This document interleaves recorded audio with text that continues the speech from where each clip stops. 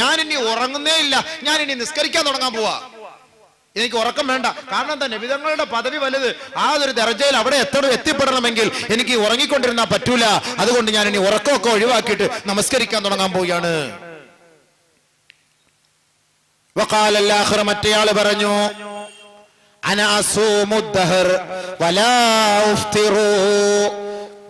ഞാൻ ഇനി കാലം മൊത്തം നോമ്പ് വയ്ക്കാൻ പോവാ, ഞാൻ ഇനി നോമ്പും വിടുന്ന പ്രശ്നമേ ഇല്ല, സ്വർഗത്തിൽ പോണം. ഞാനിനി നോമ്പ് വിടുന്ന പ്രശ്നമേ ഇല്ല, എപ്പോഴും ഞാൻ നോമ്പ് പൂർണ്ണമായിട്ട് നോമ്പ് പിടിക്കാൻ തീരുമാനിച്ചിരിക്കുന്നു. മൂന്നാമത്തെ ആള് പറയുകയാണ്,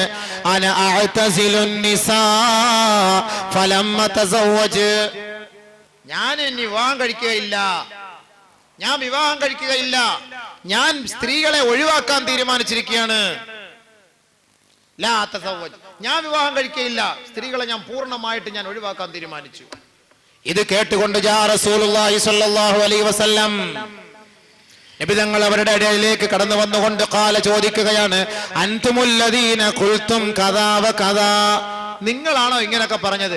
ഞാൻ ഇനി കല്യാണം കഴിക്കൂല, ഞാൻ ഇനി ഉറങ്ങൂല, ഞാൻ ഇനി നോമ്പ് വിടൂല എന്നൊക്കെ നിങ്ങളാണോ പറഞ്ഞത്? ഖാലൂ നഅം, അതേ നബിയേ, ഞങ്ങളാണ് പറഞ്ഞത്. എങ്കിൽ അല്ലാഹുവിന്റെ റസൂൽ പറയുകയാണ്, എങ്കിൽ കേട്ടോ, അമാ വല്ലാഹി, അറിഞ്ഞോ, അല്ലാഹു ആണ് സത്യം, ഇന്നി ലഅഖ്ശാകും ലില്ലാഹി വഅത്ഖാകും ലഹു, ഏറ്റവും കൂടുതൽ അല്ലാഹുവിനെ ഭയപ്പെടുന്നത് ഞാനാണ്, നിങ്ങളൊന്നുമല്ല, നിങ്ങളെക്കാൾ ഏറ്റവും കൂടുതൽ 10 മടങ്ങ് ഞാനാണ് അല്ലാഹുവിനെ ഭയപ്പെടുന്നത്. വലാകിന്നി, പക്ഷേ ഞാൻ അസൂമു, നോമ്പ് പിടിക്കുന്നു, വഅഫ്തിറു, ഞാൻ നോമ്പ് വിടുന്നു, വഉസല്ലി, ഞാൻ നമസ്കരിക്കുന്നു, വഅർഖുദു, ഞാൻ ഉറങ്ങുന്നു, വതസവ്വജുൻ നിസാ, ഞാൻ വിവാഹം കഴിക്കുന്നു. ഫമൻ റഗിബ സുന്നതി, ആരൊരാൾ എന്റെ ഐച്ഛികത്തിൽ നിന്ന് പിന്മാറുന്നുവോ, വിവാഹം കഴിക്കാതെ ഒഴിവാകുന്നുവോ, ഫലൈസ മിന്നീ, എന്റെ മില്ലത്തിൽപ്പെട്ടവനല്ല, എന്റെ സമുദായത്തിൽപ്പെട്ടവനല്ല. തീർന്ന. ഇത്രയും നമസ്കാരവും ഇബാദത്തും നോമ്പും എല്ലാം അമലുകളും ചെയ്യുന്ന നബിതങ്ങൾ പറയുകയാണ്, ഞാൻ ഇതൊക്കെ ചെയ്യുന്ന വ്യക്തിയാണ്, പക്ഷെ ഞാൻ കല്യാണം കഴിക്കുന്നു. അതുകൊണ്ട് നിങ്ങൾ എന്നെ ഈ മാർഗത്തിൽ നിന്ന്, എന്റെ മാർഗത്തെ അംഗീകരിക്കാൻ തയ്യാറാണെങ്കിൽ നിങ്ങൾ വിവാഹം കഴിക്കണം, ഇല്ല എങ്കിൽ നിങ്ങൾ വിവാഹം കഴിക്കണ്ട. ഫമൻ റഗിബ അൻ സുന്നതി ഫലൈസ മിന്നി, എന്റെ നിക്കാഹ്, എന്റെ ഈ ഐച്ഛികത്തിൽ നിന്ന് നിങ്ങൾ ഒഴിവായാൽ അവൻ എന്റെ സുന്നത്തിനെ ഹയാത്താക്കാത്തവനാണ്. നഊദു ബില്ലാഹ് കാക്കട്ടെ. അപ്പൊ അതുകൊണ്ട് കല്യാണം കഴിക്കൽ നിർബന്ധമായ ഒരു കടമയാണെന്ന് മനസ്സിലാക്കിക്കോ. ഇനി വെച്ച് നീട്ടണ്ട. ഇത്ര നാളും അറിയാതൊക്കെ സംഭവിച്ചു പോയി. എത്രയും പെട്ടെന്ന് നാളെ തന്നെ പോയി കാര്യങ്ങൾ നടത്താനുള്ള തീരുമാനത്തിലേക്ക് വേണ്ടി എല്ലാവരും ഒരു പ്രതിജ്ഞയോടെ വേണം പോകാൻ. എന്താ പ്രശ്നം? പുലൂസ് മാഫി. എന്നാ അള്ളാഹു പറയാണ്, നിനക്ക് ഞാൻ പുലൂസ് വരാം, നിങ്ങൾ നീ പെണ്ണെട്ടിക്കോ. وَانكِحُوا الْأَيَامَ مِنكُمْ وَالصَّالِحِينَ مِنْ عِبَادِكُمْ وَإِمَائِكُمْ إِنْ يَكُونُوا فُقَرَاءَ يُغْنِهِمُ اللَّهُ مِنْ فَضْلِهِ وَاللَّهُ وَاسِعٌ عَلِيمٌ. അല്ലാഹു തആല പറയുകയാണ് ഇവിടെ, നിങ്ങളിൽപ്പെട്ട അല്ലാഹുവിന്റെ അടിമകളിൽ നിന്ന് സുഹൃതവാന്മാരും സുഹൃതവതികളും സ്വാലിഹീങ്ങളും സ്വാലിഹാത്തുകളുമായ അടിമകളിൽ നിന്നും സ്വതന്ത്രരിൽ നിന്നുമുള്ളവരെ തെരഞ്ഞുപിടിച്ചുകൊണ്ട് നിങ്ങൾ വിവാഹം കഴിക്കാൻ ആഹ്വാനം ചെയ്യണം, പ്രചോദനം ചെയ്യണം, കല്യാണം കഴിപ്പിക്കണം.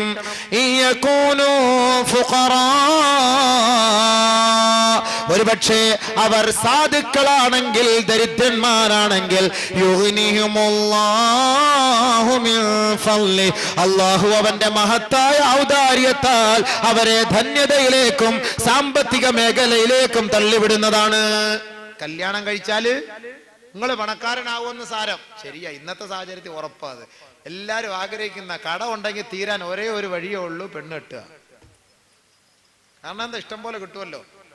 അതിനിപ്പോ എങ്ങനെയാ ഇപ്പൊ കട, നിനക്കിപ്പോ ജോലി വേണ്ടേ? കഷ്ടം. ഒരു വിസിറ്റിംഗ് വിസാല് ദുബായിൽ പോകും, 2-3-4 മാസം കഴിഞ്ഞ് തിരിച്ചു വരും.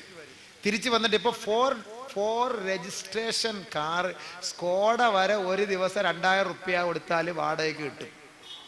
അത് ഇങ്ങോട്ട് വന്നെടുക്കും. നോക്കുമ്പോ ചുവന്ന ബോർഡ് ഫോർ സ്കോഡയിലൊക്കെ അതും എടുത്തോണ്ടാ പെണ്ണ് കാണാൻ പോവാ. ആര് വിസിറ്റിംഗ് വിസ ഇപ്പൊ അവിടെ ക്യാൻസൽ ആയിട്ടാ തിരിച്ചു വരുന്നത്. എന്താ ജോലി? ദുബായിലാണ്. ദുബായ് എന്ന് കേട്ടാൽ മതി. അവിടെ മുനിസിപ്പാലിറ്റി ആണല്ലോ, ഒന്നും വിഷയമൊന്നുമല്ല. ദുബായ് എന്ന് കേട്ട് കഴിഞ്ഞാൽ മതി. ഇപ്പൊ സ്കോഡായിലല്ലേ വന്നിട്ട് ചെറുക്കം വേണമെങ്കിൽ ഓടിച്ചോണ്ടോ, അല്ലെങ്കിൽ ഒരു ടൈ ഒക്കെ ഇട്ട് സൂട്ടൊക്കെ ഇടും. അത് വലിയ പാടാണ്. ഇന്ന് എല്ലാ ഈ ബംഗാളികൾ കൊണ്ടുവന്ന് ഓരോരുത്തർ യൂസ് ചെയ്തത് യൂസ്ഡ് ഷർട്ട് വിൽക്കുന്ന സ്ഥലമുണ്ട്. ഇതെല്ലാം കിട്ടും സംഭവം. ഇതെല്ലാം അങ്ങോട്ട് വാങ്ങി അങ്ങോട്ട് ഇട്ടിട്ട് ഉഷാറായിട്ട് അങ്ങോട്ട് പോയി ഇവിടത്തേക്ക് പെട്ടെന്ന് പോകും. നിങ്ങളുടെ സ്റ്റാറ്റസിന് നമുക്ക് പറ്റൂല. അല്ല, അത് കുഴപ്പമില്ല, നിങ്ങളുടെ കഴിവനുസരിച്ച് എന്നാൽ മതി. ഞങ്ങൾ അങ്ങനെ ഒന്നും ചോദിക്കാറൊന്നുമില്ല. സ്ത്രീധനവും നമുക്ക് അതിൻ്റെ അങ്ങനെ ചോദിച്ച് വാങ്ങലൊക്കെ ഒരു തെറ്റാണല്ലോ. അപ്പോൾ അതുകൊണ്ട് നമുക്ക് വേണ്ട. ചിലരൊക്കെ എന്തെന്നറിയോ, ചോദിക്കാൻ മടിയുള്ളത് കൊണ്ട് ഒരു പെണ്ണ് മാത്രവും പുറമ്പോക്ക് മാത്രമുള്ള സ്ഥലം പോയി നോക്കും. ഒറ്റ പെണ്ണ് ചോദിക്കേണ്ട കാര്യമൊന്നുമില്ലോ. ഈ ഹൈവേയുടെ ഇങ്ങറ്റം മുതൽ അങ്ങറ്റം വരെ, കുറ്റിവട്ടം മുതൽ അങ്ങ് കന്നേറ്റി വരെ ഒക്കെ ഈ പെണ്ണിൻ്റെ പേർക്കാണ്. പിന്നെ അതിനവിടെ ചോദിക്കേണ്ട കാര്യം? നമ്മൾക്ക് ചോദിക്കൊന്നുമില്ല. നിങ്ങൾക്ക് ഇഷ്ടമുള്ളത് അങ്ങോട്ട് കൊടുത്താൽ മതി. ഇവിടെ ചോദ്യമൊന്നുമില്ല. അത് വലിയ ഐഡിയ ആണ്. ഓരോരുത്തർ ഇങ്ങനെ പോയിട്ട് ഇങ്ങനെ എന്ന് കറങ്ങിയൊക്കെ നോക്കും. നല്ല ഒരു കാതലിൽ കയറി പിടിക്കും. അപ്പൊ ചോദ്യമില്ല, ചോദിക്കേണ്ട കാര്യമില്ല. അപ്പൊ ഇങ്ങനെ ബഹുമാനമുള്ള സഹോദരങ്ങളെ, ഇങ്ങനെയൊക്കെ പോകുമ്പോഴത്തേക്ക് വീട്ടുകാരങ്ങോട്ട് മനസ്സിലാവും, നല്ലൊരു ഇതൊക്കെയാണല്ലോ, നമുക്കൊന്ന് ആലോചിച്ചേക്കാം. അപ്പൊ അന്വേഷിക്കും. ഓടിപ്പോയിട്ട് എങ്ങനെയുണ്ട്, അവൻ ദുബായിലായിരുന്നു, വന്നിട്ട് ഇപ്പോൾ ഒരാഴ്ചയായി, വന്ന് വണ്ടിയൊക്കെ എടുത്തു, ഞങ്ങൾക്കറിയില്ല. വാടകയ്ക്ക് വണ്ടി കിട്ടുമെന്നോ അല്ലെങ്കിൽ ഇവ ഇങ്ങനെയൊക്കെ പെണ്ണുങ്ങടുത്തേ പോയി ചോദിക്കുള്ളൂ. അപ്പൊ പെണ്ണുങ്ങൾക്ക് ഇതൊക്കെ ശരിയോ, ദുബായിൽ നിന്ന് വന്ന വരക്കോ കണ്ടില്ലേ. അപ്പൊ ഇത് പെതുക്കെ പെട്ടെന്ന് നല്ലൊരു ആലോചനയൊക്കെ വന്ന് അൽഹംദുലില്ലാഹ് അവന്റെ കടവും കാര്യങ്ങളും എല്ലാം എടുത്ത് കല്യാണമൊക്കെ കഴിയുമ്പോഴത്തേക്ക് വണ്ടി വിൽക്കാൻ പോവാ. അതെന്താ വണ്ടി വിൽക്കാൻ? ഇവിടെ കിടക്കട്ടെ, എൻ്റെ അനിയന്മാരൊക്കെ അല്ല, ഇത് സ്കോഡായ ഒരു ഗ്ലാസ്, സൈഡ് ഗ്ലാസ് പൊട്ടിയാലേ ഈ 18,000 രൂപയായി അതിൻ്റെ വില. എൻ്റെ അനിയന്മാർ മുടക്കുമോ? അവന് റീചാർജ് ഇറക്കാൻ പൈസ ഇല്ലായിരിക്കുന്നതിൻ്റെ അടുത്ത് ഇങ്ങനെ മുടക്കിയ അതുകൊണ്ട് നമുക്ക് വിറ്റിട്ട് പോകാം, ഞാൻ വന്നിട്ട് വീണ്ടും എടുത്തോളാം. പാവം അറിയുമോ ഇത് വാടകയ്ക്ക് എടുത്താന്നില്ലെങ്കിൽ വാടകക്കാരൻ വന്ന് ഹൽക്കന് പിടിക്കൂലേ. അപ്പൊ ഇത് കൊടുത്തിട്ട് മൂപ്പിലാൻ കയറി അങ്ങോട്ട് പോകും, അല്ലെങ്കിൽ അടുത്ത സ്ഥലത്തേക്ക് ഒരു വിസ എടുത്തിട്ട് പോകും. അപ്പൊ ഇതൊക്കെയാണ് ഇന്ന് നമ്മൾ നടക്കുന്നത്. അങ്ങനെ ആളിന്റെ അവസ്ഥകളെ കുറിച്ച് മനസ്സിലാക്കാതെ, തിരക്കാതെ ഒരു പെണ്ണിനെ പിടിച്ച് അങ്ങോട്ട് ഏൽപ്പിച്ചു കൊടുക്കുക, പിന്നെ അങ്ങോട്ട് ഇടങ്ങേറുവാവുക. അതുകൊണ്ട് ബഹുമാനമുള്ള സഹോദരങ്ങളെ, കല്യാണം കഴിക്കുന്നതിന് മുമ്പ് നിങ്ങൾ ആലോചിക്കണം, മനസ്സിലാക്കണം. തീർച്ചയായും അവന്റെ സ്വഭാവം, അവളുടെ സ്വഭാവം, അവളുടെ കുടുംബ മഹിമ, ഇവിടെ ഇതിനെക്കുറിച്ചെല്ലാം വ്യക്തമായ ഒരു ധാരണ ഉണ്ടാക്കിയിട്ട് വേണം നിങ്ങൾ വിവാഹ ജീവിതത്തിലേക്ക് കടക്കാൻ. അത് ഇസ്ലാം പഠിപ്പിക്കുന്ന കാര്യമാണ്. അത് മനസ്സിലാക്കണം. അത് ബഹുമാനപ്പെട്ട ദാവൂദ് നബി അലൈഹി സ്വലാത്തു വസ്സലാമിന്റെ അടുക്കൽ ഒരാൾ വന്നിട്ട് ചോദിക്കാൻ, ഇസ്തശാറ റജുലുൻ ഫീ ദാവൂദ ഫി തസ്വീജ്, കല്യാണത്തിന്റെ വിഷയത്തിൽ ദാവൂദ് നബി അലൈഹി സ്വലാത്തു വസ്സലാമിന്റെ അടുക്കലേക്ക് ഒരാൾ വന്നിട്ട് ആലോചിച്ചു. ഇതുപോലെ ഒരു കല്യാണം കഴിക്കുന്ന കാര്യം അന്വേഷിക്കാനാണ്, എന്താണ് അഭിപ്രായം? ബഹുമാനപ്പെട്ട ദാവൂദ് നബി അലൈഹി സ്വലാത്തു വസ്സലാം പറഞ്ഞു, സൽ സുലൈമാന, സുലൈമാനായ എന്റെ മോന്റെ അടുത്ത് ചോദ്യര്. സുലൈമാൻ നബി അലൈഹി സ്വലാത്തു വസ്സലാമിന്റെ അവസ്ഥ എപ്പോഴാ? വഹു അബ്നു സബഇ സിനീൻ, 7 വയസ്സ്. വഹു അബ്നു സബഇ സിനീൻ, 7 വയസ്സ് പ്രായമായുള്ളൂ. ആര്? സുലൈമാൻ നബി അലൈഹി സ്വലാത്തു വസ്സലാം. 7 വയസ്സ്. വഹു യൽഅബു മഅ സബിയാൻ, അവൻ കുട്ടികളായിട്ട് ഇങ്ങനെ കളിച്ചോണ്ടിരിക്കുകയാണ്. ആ ചങ്ങാതി അടുക്കൽ പോയിട്ട് ചോദിക്കാൻ, കല്യാണം കഴിക്കാൻ, ഞാൻ കല്യാണം കഴിക്കാൻ പോകുന്നു. 7 വയസ്സുകാരൻ ചെറുക്കൻ്റെ അടുക്കൽ പോയി ചോദിക്കാൻ വാപ്പ് പറഞ്ഞു വിടുകയാണ്. എന്തായാലും ഒരു പ്രവാചകന്റെ വാക്കാണല്ലോ, പോകണമല്ലോ.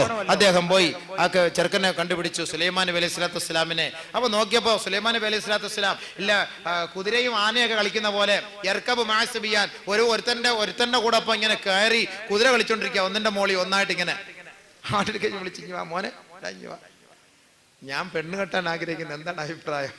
നാണമുണ്ട്, ലജ്ജയുണ്ട്, എങ്കിലും അദ്ദേഹം പറഞ്ഞു വിട്ടാണല്ലോ, ചോദിക്കാതിരിക്കാൻ പറ്റുമല്ലോ. ഞാൻ കല്യാണം കഴിക്കാൻ ആഗ്രഹിക്കുന്നുണ്ട്, എന്താണ് അപ്പൊ അഭിപ്രായം? കല്യാണം കഴിക്കാൻ ആഗ്രഹിക്കുന്നുണ്ടല്ലേ. ബഹുമാനപ്പെട്ട സുലൈമാൻ നബി അലൈഹി സ്വലാത്തു വസ്സലാം പറഞ്ഞു, അലൈക ബിൽ ഫില്ലത്തിൽ ബൈളാ, അലൈക ബിൽ ഫില്ലത്തിൽ ബൈളാ അവിൽ അഹ്മർ. ബഹുമാനപ്പെട്ട സുലൈമാൻ നബി അലൈഹി സ്വലാത്തു വസ്സലാം പറഞ്ഞു, നല്ല വെള്ളയെയും വെള്ളിയെയും, നല്ല വെളുപ്പുള്ള തൂവെള്ളയായ വെള്ളിയെയും നല്ല ചുവന്ന സ്വർണത്തെയും നീ മുറുകെ പിടിച്ചുകൊള്ളുക. അലൈക ബിദ്ദഹബിൽ അഹ്മർ വൽ ഫില്ലത്തിൽ ബൈളാ, നല്ല സ്വർണം, നല്ല ചുവന്ന സ്വർണം, നല്ല വെളുത്ത വെള്ളി, ഇതിനെ നീ മുറുകെ പിടിക്കുക. വഹ്ദർ, നീ ഒഴിവാക്കുക, അൽ ഫറസ, കുതിരയെ ഒഴിവാക്കുക. ഒരു പിടുത്തവും കിട്ടിയില്ല. ഇങ്ങനെയൊക്കെ പറഞ്ഞ വലം യഫ്വം, അദ്ദേഹം ഒന്നും മനസ്സിലായില്ല. ഇതെന്ത് വെള്ളിയും സ്വർണവും ഒക്കെ, അത് കല്യാണം ആലോചിച്ചിട്ട് എടുക്കുന്ന കാര്യമല്ലേ ഈ വെള്ളിയും സ്വർണവും ഒക്കെ.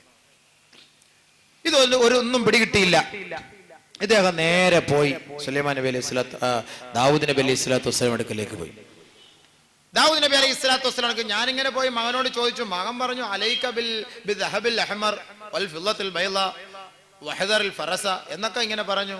എനിക്കൊരു പിടുത്തവും കിട്ടിയില്ല. ശരി, അത് മതി, എനിക്ക് അലൈക ബി ദഹബിൽ അഹ്മർ എന്ന് പറഞ്ഞാൽ കന്യകയെ നീ തെരഞ്ഞെടുക്കുക എന്നർത്ഥം. വൽ ഫിദ്ദത്തിൽ ബൈള എന്ന് പറഞ്ഞു കഴിഞ്ഞാൽ വിധവയെ നീ തെരഞ്ഞെടുക്കുക എന്നർത്ഥം. കന്യക അല്ലെങ്കിൽ വിധവയെ. അതല്ലാത്ത വഹദറിൽ വമാ വറാഅഹുമാ, ഇത് രണ്ടുമല്ലാത്തത് കോഷ്ടി കാണിക്കുന്ന കുതിരയാണ് എന്നർത്ഥം. ഒന്നുകിൽ വിധവ അല്ലെങ്കിൽ കന്യക എന്ന് പറഞ്ഞാൽ, ബഹുമാനമുള്ള സഹോദരങ്ങളെ, ദീനിയായ നിലയിൽ ചിട്ടയോടുകൂടി ജീവിക്കുന്ന ഒരു ഭർത്താവിനെ മനസ്സിലാക്കുന്ന, ഒരു കുടുംബ ജീവിതത്തെ കുറിച്ച് എല്ലാ ബോധവുമുള്ള പെണ്ണായിരിക്കണം നീ തെരഞ്ഞെടുക്കേണ്ടത്. അതല്ലാത്ത പെണ്ണിനെ നീ തെരഞ്ഞെടുത്താൽ കോഷ്ടി കാണിക്കുന്ന കുതിരയായി മാറും. അതായിരിക്കും നിന്റെ പര്യവസാനം എന്ന് ബഹുമാനപ്പെട്ട സുലൈമാൻ നബി അലൈഹി സ്വലാത്തു വസ്സലാമിന്റെ അഭിപ്രായത്തെ മാനിച്ച് ബഹുമാനപ്പെട്ട ദാവൂദ് നബി അലൈഹി സ്വലാത്തു വസ്സലാം അദ്ദേഹത്തിന് പറഞ്ഞ് മനസ്സിലാക്കി കൊടുത്തു. ബഹുമാനമുള്ള സഹോദരങ്ങളെ, അതുകൊണ്ട് ബഹുമാനപ്പെട്ട പ്രവാചകൻ സല്ലല്ലാഹു അലൈഹി വസല്ലമ തങ്ങൾ നമ്മളെ പഠിപ്പിക്കുന്നു, കല്യാണം കഴിക്കാൻ ആഗ്രഹിക്കുന്നവൻ ആദ്യമായി അവൻ പെണ്ണിനെ കണ്ടു തന്നെ വിവാഹം കഴിക്കണം. പെണ്ണ് കാണൽ ചടങ്ങ് അത് ഇസ്ലാമിന്റെ ചടങ്ങാണ്. പക്ഷെ ഇന്നത്തെ കൂട്ട് അനാവശ്യ ആർഭാട ചടങ്ങല്ലാതെ ഒരു കല്യാണത്തിന്റെ ചെലവാണ് ഒരു പെണ്ണ് കാണുന്നതിന് ഓരോ ടൗണിലെ മുതലാളിമാര് ചെലവ് ചെയ്യുന്നത്. കൊല്ലം പട്ടണത്തും തിരുവനന്തപുരം പട്ടണത്തും ഒക്കെ പരിശോധിച്ചാൽ കല്യാണത്തിന് പെണ്ണ് കാണുന്ന ചടങ്ങ്, പേര് തന്നെ പെണ്ണ് കാണൽ ചടങ്ങ്, ഒരു കല്യാണത്തിന്റെ ദൂരത്താണത്. വിടില്ല അല്ലാഹു, നാളെ പടച്ചവൻ ചോദിക്കും അതിനെ കുറിച്ച്. അതുകൊണ്ട് ശ്രദ്ധിച്ചോളീൻ, പെണ്ണ് കാണൽ ചടങ്ങ് അത് ലളിതമായ മാർഗത്തിലായിരിക്കണം, ലളിതമായ രീതിയിലായിരിക്കണം. മുഗീറത്ത് ബിൻ ശുഅബ റളിയല്ലാഹു അൻഹു നബി തങ്ങളുടെ അടുക്കലേക്ക് പോയിട്ട് പറയുകയാണ്, യാ റസൂലല്ലാഹ് ഇന്നി ഖതബതു ഇംറഅതൻ, ഞാനൊരു പെണ്ണിനെ കല്യാണ ആലോചന നടത്തി നബിയേ എന്ന് ബഹുമാനപ്പെട്ട പ്രവാചകനോട് മുഗീറത്ത് ബിൻ ശുഅബ ചോദിച്ചു. ഖാല ലി റസൂലുള്ളാഹി സ്വല്ലല്ലാഹു അലൈഹി വസല്ലം, നബി തങ്ങൾ എന്നോട് ചോദിച്ചു, ഹൽ നളർത ഇലൈഹാ, നീ ആ പെണ്ണിനെ കണ്ടോ മുഗീറ, നീ ആ പെണ്ണിനെ കണ്ടോ മുഗീറ എന്ന് ചോദിച്ചപ്പോൾ ഖുൽതു, ഞാൻ പറഞ്ഞു, ലാ യാ റസൂലല്ലാഹ്, ഇല്ല നബിയേ, ഞാൻ കണ്ടില്ല നബിയേ. ഖാല നബിയു സല്ലല്ലാഹു അലൈഹി വസല്ലം, അല്ലാഹുവിന്റെ റസൂൽ പറഞ്ഞു, ഫൻളുർ ഇലൈഹാ, നീ അവളെ കാണണം, നീ അവളെ കാണണം. എന്തിനാണാവോ അങ്ങനെ കാണുന്നത്?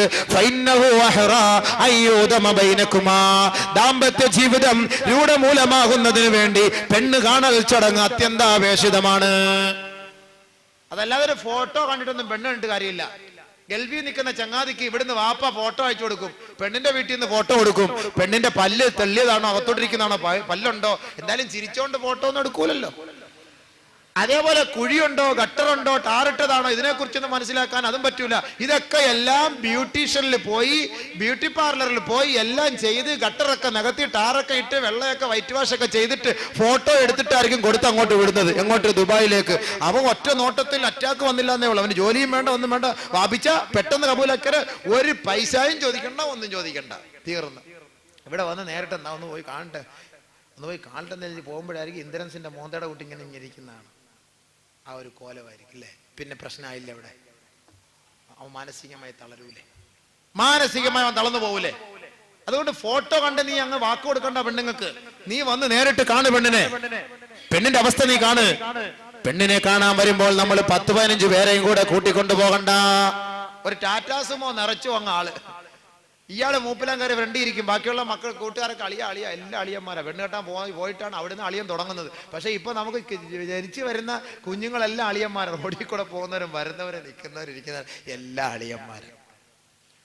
പണ്ട് ഒരു പെണ്ണിനെ കെട്ടിയ പെണ്ണിന്റെ ആങ്ങൾ അങ്ങോട്ടും ഇങ്ങോട്ടൊക്കെ അളിയ എന്നൊക്കെ പറയും. ഇപ്പൊ എല്ലാരും അളിയന്മാർ. അങ്ങനെ പോയി പെണ്ണ് കാണാൻ കൊണ്ടുപോകുമ്പോഴോ ഇവൻ പറയുന്നത് എന്താ? അളിയ, ഞാൻ മുഖത്തോട്ടേ നോക്കാൻ പറ്റുള്ളൂ, നീ ബാക്കിയുള്ള ഭാഗത്തോട്ടൊക്കെ നീ നോക്കണം, എനിക്കൊന്നും അറിയാൻ പറ്റത്തില്ല. അതുകൊണ്ട് ഞാൻ പെണ്ണിൻ്റെ അടുത്ത് മാത്രം ഒന്ന് ചോദിക്കും പേരൊക്കെ, അല്ല നമുക്കൊന്നും ചോദിക്കാൻ പറ്റൂലല്ലോ. അപ്പം മുടി എത്രയുണ്ട്, ഉപ്പൂറ്റിയൊക്കെ വെടിച്ചു കീറിയതാണോ, അവള് കാലൊക്കെ തേച്ച് കഴുകുന്നവളാണോ, ഇത്യാദി കാര്യങ്ങളൊക്കെ നീ നോക്കണം. ബാക്കിയുള്ള പറഞ്ഞ് നിരത്തിയിരിക്കുക, നാണമില്ലേ? ചൊവ്വാഴപ്പഴവും നാരങ്ങ വെള്ളവും കുടിക്കാൻ വേണ്ടിയിട്ട് ആണ് ഏറ്റവും കുറഞ്ഞതൊക്കെ കൊണ്ട് കൊടുക്കുള്ളൂ. ആദ്യമൊക്കെ ഈ ഫ്രൂട്ട് സലാഡൊക്കെ കൊണ്ട് കൊടുത്തു കഴിഞ്ഞാൽ ചിലപ്പം കെട്ടിയില്ലെങ്കിലോ 10-25 രൂപ നഷ്ടമല്ലേ. ഷാർജ ജ്യൂസൊക്കെ കൊടുത്തിട്ട് അങ്ങനെ സൂചിപ്പിച്ച് കഴിഞ്ഞാൽ ചിലപ്പം വേണ്ടെന്ന് പറഞ്ഞാൽ അതുകൊണ്ട് 3 രൂപയുടെ നാരങ്ങ വെള്ളം, സോഡാ നാരങ്ങ വെള്ളമെങ്കിൽ സോഡാ നാരങ്ങ വെള്ളം അതങ്ങോട്ട് കൊടുക്കുക. ബഹുമാനമുള്ള സഹോദരങ്ങളെ, നമ്മൾ പെണ്ണ് കാണുമ്പോൾ നമ്മുടെ മക്കളെ വീട്ടിനകത്തേക്ക് ഒരു മുറിക്കകത്തേക്ക് പെണ്ണിന്റെ ബാപ്പയുടെ സാന്നിധ്യത്തിൽ നിർത്തിയിട്ട് ഇവനെ അകത്തേക്ക് ക്ഷണിക്കണം. അകത്ത് പോയി പെണ്ണുമായിട്ട് സംസാരിക്കട്ടെ. എന്താ പേര്? സബീന. എത്ര പഠിച്ചു ഒക്കെ ചോദിക്കും. നിങ്ങളുടെ പേരും ചോദിക്കാം, കാര്യങ്ങളൊക്കെ ചോദിക്കാം. ഇവിടെ ഒരു കാര്യം നമ്മൾ മനസ്സിലാക്കണം, നിങ്ങൾ പരസ്പരം ചോദിക്കുമ്പോൾ നിങ്ങളുടെ രഹസ്യ രോഗങ്ങളും കൂടെ ഒന്ന് പറയണം. ചിലർക്ക് എന്താ പറയുക, രോഗം എന്ന് പറഞ്ഞു കഴിഞ്ഞാൽ അങ്ങ് മാരകമായ രോഗമൊന്നുമില്ല. ചിലർക്ക് ഷുഗർ കാണും, ഷുഗറിന്റെ അസുഖമുള്ളവർ കാണും. ചിലർക്ക് ഈ ജന്നിയുടെ ഒക്കെ അസുഖം, അപസ്മാരം, ഇതുപോലുള്ള രോഗങ്ങളെ കാണും. ഇതിനൊക്കെ മരുന്ന് കഴിച്ച് ഇങ്ങനെ പിടിച്ചു നിർത്തിയിരിക്കുന്നവരായിരിക്കും. അപ്പൊ ഇത് പെട്ടെന്ന് പറഞ്ഞാൽ കല്യാണം നടക്കൂല. പിന്നെ കല്യാണം നടന്നതിന് ശേഷം എങ്ങാനും ബെഡ്റൂമിൽ വന്നിട്ട് നീ ഇങ്ങനെ വായെല്ലാം കൂടെ പതപ്പിച്ച് എന്ന് പറഞ്ഞിട്ട് കിടന്നാല് അത് ആകെ ഇടങ്ങാറാവും. അപ്പൊ അതുകൊണ്ട് പരസ്യമായിട്ട് രണ്ടുപേരും കൊണ്ട് ചോദിക്കുമ്പോൾ പറഞ്ഞേരെ, എന്താ എനിക്ക് ഷുഗർ ഉണ്ട്, അല്ല എനിക്ക് അപസ്മാരവും ഉണ്ട്, കുഴപ്പമില്ല, നമുക്ക് അഡ്ജസ്റ്റ് ചെയ്തൊക്കെ ജീവിക്കാം. ഇഷ്ടമുണ്ടെങ്കിൽ കെട്ടട്ടെ, ഇല്ലെങ്കിൽ വേണ്ട. അപ്പൊ രഹസ്യമായ രോഗങ്ങൾ നിങ്ങളത് പറയണം. പറയാതെ കണ്ട് നിങ്ങൾ കല്യാണം കഴിപ്പിച്ചു കൊടുക്കരുത്. അത് പിന്നീട് വലിയ പ്രശ്നത്തിലേക്ക് കൊണ്ടെത്തിക്കും. എത്രയോ ദമ്പതികൾ, എത്രയോ മാതാപിതാക്കൾ അവരുടെ മക്കളുടെ രഹസ്യ രോഗങ്ങൾ മറച്ചു വെച്ചുകൊണ്ട് കല്യാണം നടത്തി കൊടുക്കുന്നു. പിന്നീട് അത് വലിയ പ്രശ്നത്തിലേക്ക് എത്തിച്ചേരുന്നു. അതുകൊണ്ട് പറയും, അള്ളാഹു തരും. അള്ളാഹു കുട്ടികൾക്ക് ഏത് കുട്ടിക്ക് ആരെയാണോ കൊടുക്കേണ്ടത്, ഇത് പടച്ചവൻ എന്നെ തീരുമാനിച്ചു വെച്ചിരിക്കുന്ന കാര്യമാണ്. നമ്മൾ ദുഃഖിക്കേണ്ട, വ്യാകുലപ്പെടേണ്ട. പടച്ചവൻ അവരെ കൊണ്ടെത്തിക്കും ആ സ്ഥാനത്തേക്ക്. അതുകൊണ്ട് നിങ്ങളുടെ രഹസ്യങ്ങൾ പറയണം. അവരാണ് സംസാരിക്കേണ്ടത്. അങ്ങനെ സംസാരിച്ച് ഇറങ്ങി വരട്ടെ, അവനൊരു തീരുമാനം കാണും. പിന്നെ ആ കൈ ഇങ്ങനെ ഒന്ന് കാണിക്കണം.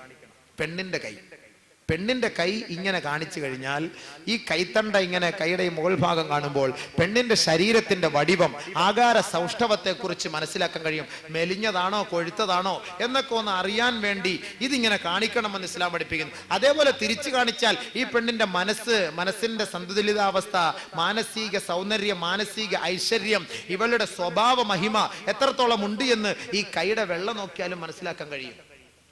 അതിനിങ്ങനെ ഒന്ന് കാണിക്കണം. ഇത് ഇസ്ലാം പഠിപ്പിക്കുന്ന. ഇതൊന്നും ആരോ നോക്കുക, കൈയൊക്കെ ഇങ്ങനെ കാണരുത്, കാലി ഇങ്ങനെ പോയി, ഇതൊക്കെ ആരെങ്കിലും നോക്കുക. അതാ പറഞ്ഞത്, തുടക്കത്തിലേ പൊട്ടി. അതാണ് കുടുംബ പ്രശ്നം ശരിയാവാത്തത്. ഇസ്ലാമിക നിയമങ്ങൾ നമ്മൾ പാലിക്കപ്പെടാത്തതിന്റെ പേരിലാണ് ആകമൊത്തം പ്രശ്നങ്ങൾ. ഇനിയെങ്കിലും പാലിക്കാൻ അള്ളാഹു തൗഫീഖ് നൽകട്ടെ. ഇനിയിപ്പോ എന്തോ നോക്കാനെ, കെട്ടി 5-6 മക്കളുമായി ഒന്നുമില്ല, പെണ്ണുമ്പിള്ളയുടെ കൈ രാത്രി പോയെന്ന് പിടിച്ചു വെച്ച് നോക്ക് എങ്ങനെ ഉണ്ടെന്ന്. ഇനിയെങ്കിലും നീ നന്നാവ് പെണ്ണെ, നീ ഇത്ര നാളും ഇങ്ങനെ ആയി പോയി, എന്റെ കഴുത്തണ്ട കണ്ടാലേ അറിയാം നീ ശരിയല്ല എന്ന്. ഇനിയെങ്കിലും നീ ഒന്ന് നന്നാവൂ എന്നൊക്കെ ഒന്ന് ചുമ്മാ കൈക്ക് പിടിച്ചൊന്ന് പറഞ്ഞേരെ. അല്ലാഹ് രാവിലെ ചായ ഇട്ട് തരൂല. അപ്പൊ അത് നോക്കണം, പെണ്ണ് കാണണം. ഇന്ന് റസൂലുള്ളാഹി സ്വല്ലല്ലാഹു അലൈഹി വസല്ലം തങ്ങൾ പറഞ്ഞു, നീ തിരഞ്ഞെടുക്കേണ്ടത് ഈ കന്യകയായ പെണ്ണിനെയാണ്. അലൈക്കും ബിൽ അബ്കാർ ഫഇന്നഹുന്ന അഅദബു അഫ്വാഹാ വഅൻതഖു അർഹാമാ വഅർളാ ബിൽ യസീർ. കന്യകയായ പെണ്ണിനെയാണ് നീ തിരഞ്ഞെടുക്കേണ്ടത്. എന്താണാവോ, കന്യകയായ പെണ്ണിന് മാത്രമേ മധുരത്തിന്റെ ഭാഷ സംസാരിക്കാൻ കഴിയൂ. അവൾ മധുരഭാഷിണികളാണ്. അവൾ കൂടുതൽ പ്രസവിക്കുന്നവളാണ്. അവൾ അല്പം കൊണ്ട് തൃപ്തിയടയുന്നവളുമാണ്. കൂടുതൽ പ്രസവിക്കണം. തനാകഹു തവാലദു തകാസറു ഫഇന്നി ഉബാഹി ബികുമുൽ ഉമമ യൗമൽ ഖിയാമ. നമ്മൾ നിക്കാഹിന്റെ സദസ്സിൽ ഓതുന്ന ഹദീസാണ് ഇതൊക്കെ. നിങ്ങൾ വിവാഹം കഴിക്കിൻ, പ്രസവിക്കിൻ, അധികരിപ്പിക്കിൻ. നബി സല്ലല്ലാഹു അലൈഹി വസല്ലം തങ്ങൾ പറയാണ്, എന്റെ ഉമ്മത്തിന്റെ ആധിക്യം കണ്ടുകൊണ്ട് ഞാൻ സ്വർഗത്തിൽ സന്തോഷിക്കട്ടെ. മഹ്ശറിൽ ഞാൻ സന്തോഷിക്കട്ടെ. 950 വർഷക്കാലം പ്രബോധനം ചെയ്ത നൂഹ് നബി അലൈഹി സ്വലാത്തു വസ്സലാമിന് പോലും വളരെ തുച്ഛമായ ജനതകളെ മാത്രമാണ് വാർത്തെടുക്കാൻ കഴിഞ്ഞത്.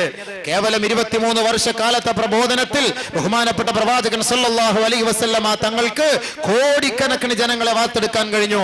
അതുകൊണ്ട് 1-ലോ 2-ലോ നിങ്ങൾ സ്റ്റാപ്ലർ അടിച്ച് സ്റ്റോപ്പ് ചെയ്തേക്കല്ലേ, നിങ്ങൾ അങ്ങോട്ട് പ്രസവിച്ചോളി. ഏത് കുട്ടിയാണ് നമുക്ക് പ്രയോജനം ചെയ്യുന്നത് എന്നറിയില്ല. 10 മക്കൾ കാണും, ചിലപ്പോൾ ഒരുത്തനെ കൊണ്ടേ ഗുണം കാണുള്ളൂ. ഈ വാപ്പാക്കും ഉമ്മാക്കും ഒരുത്തനെ കൊണ്ടേ ഗുണം കാണുള്ളൂ. അതുകൊണ്ട് ബഹുമാനമുള്ള സഹോദരങ്ങളെ, നബി സല്ലല്ലാഹു അലൈഹി വസല്ലം തങ്ങൾ പറഞ്ഞതാണ്, കന്യക കൂടുതൽ പ്രസവിക്കും. ജാബിർ റളിയല്ലാഹു അൻഹു റിപ്പോർട്ട് ചെയ്യുന്ന ഹദീസ്, ജാബിർ റളിയല്ലാഹു അൻഹു റിപ്പോർട്ട് ചെയ്യുന്ന ഹദീസ്, ഹീന സമിഅ ബിതസവ്വുജിഹി, നബി തങ്ങൾ ജാബിറിന്റെ വിവാഹത്തെ കുറിച്ച് അറിഞ്ഞപ്പോൾ ഫഖാല ലഹു, ജാബിറിനോട് ചോദിച്ചു നബി തങ്ങൾ, ഫഹല്ലാ ബിക്റാ, ജാബിർ ഒരു വിധവയായ പെണ്ണിനെയാണ് കല്യാണം കഴിച്ചത്. ജാബിർ റളിയല്ലാഹു തആല അൻഹു കല്യാണം കഴിച്ച കാര്യം നബി തങ്ങൾ അറിഞ്ഞപ്പോൾ നബി സല്ലല്ലാഹു അലൈഹി വസല്ലം തങ്ങൾ ചോദിച്ചു, ഫഹല്ലാ ബിക്റാ, ഒരു വിർജിൻ ലേഡിയെ ആയിക്കൂടായിരുന്നോ, ഒരു കന്യക ആയിക്കൂടായിരുന്നോ? തുലാഇബുഹാ വതുലാഇബുക, പരസ്പരം വിനോദം പങ്കിടാമായിരുന്നല്ലോ. ബൈക്കിലൊക്കെ വെച്ച് ഐസ്ക്രീം ഒക്കെ തിന്ന് ഒരു കപ്പലണ്ടിയൊക്കെ വാങ്ങി അവിടെ ബീച്ചിന്റെ സൈഡിലൊക്കെ പോയിരുന്ന് ഇങ്ങനെ ഇത്തിരിയൊക്കെ കളിതമാശകളൊക്കെ പറയാൻ കന്യകയായിരുന്നെങ്കിൽ കൊള്ളാമായിരുന്നല്ലോ. ഇപ്പൊ വിധവയാണെങ്കിലോ അത് പറ്റുമോ? ഒരു കല്യാണം കഴിഞ്ഞ് അവരുടെ ദാമ്പത്യ ജീവിതമൊക്കെ കുറച്ചൊക്കെ അവരെ പകുതി മുക്കാലും ഒക്കെ ആസ്വദിച്ചത് ഇനി എങ്ങനെയാണ്? അപ്പൊ അങ്ങനെ ഒരു തോന്നൽ ഉണ്ടായേക്കാം. അതുകൊണ്ട് ബഹുമാനമുള്ള സഹോദരങ്ങളെ, കന്യകയെ നിങ്ങൾ വിവാഹം കഴിക്കാൻ പ്രവാചകൻ ഉത്ബോധന നൽകുന്നു. ഇനി പെണ്ണ് കണ്ട് ഉറപ്പിച്ചു, കന്യകയും കന്യക, ഈ പെണ്ണിനെ നമുക്ക് പിന്നെ കാണാവോ? ചിലർ ഈ പെണ്ണിനെയൊക്കെ കണ്ടതിന് ശേഷം ഉണ്ടല്ലോ, ഒരു മൊബൈലിലൂടെ കൊടുത്തിട്ട് അങ്ങോട്ട് പോകും.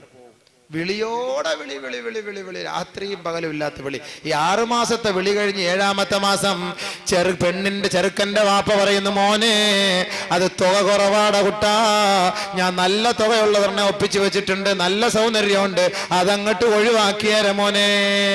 6 മാസത്തെ ഫോൺ വിളിയും പോയി, റീചാർജ് പോകുമ്പോൾ ഇവിടുന്ന് ചാർജ് ചെയ്ത് അങ്ങോട്ട് കൊടുക്കുക, അങ്ങോട്ട് ഇങ്ങോട്ട് എന്നെ വിളിക്കണേ, ഇനി വിളിച്ചില്ലെങ്കിൽ പൈസ ഇല്ലെങ്കിൽ മിസ് കാൾ തന്നാൽ മതി, ഞാൻ വിളിച്ചോളാം അങ്ങോട്ട്. നമുക്ക് അങ്ങനെ അത് ഹലാലാവോ സുഹൃത്തെ?